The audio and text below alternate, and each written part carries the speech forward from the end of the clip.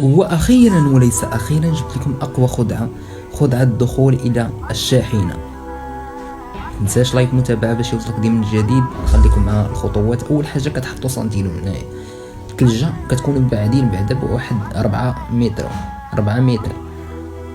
فاش كتبعد كدير ثلجه ورا سنتينو. شوف راه كتحيدها من يدك وكتحطها بالزربه. في الاول هي خاصها تكون ورا سنتينو صافي وكتخدم لك. ديك ساعتين كتناقل بسنتينو. كملوا الفيديو حتى الاخر. واحد الخطوه ضروري خاصكم ديروها بالنسبه للناس اللي ما عارفينش. المهم انا دخلت هنا يمكن لك تخرج تحط سنتينو هنا، ولا كتجي واحد قدامك تحطي سنتينو هنايا وتخرج تضربو بلا ضربو بربار ولا شي حاجه. المهم باش ما ضربتي صافي وكترجع بسنتينو وكيرجعو.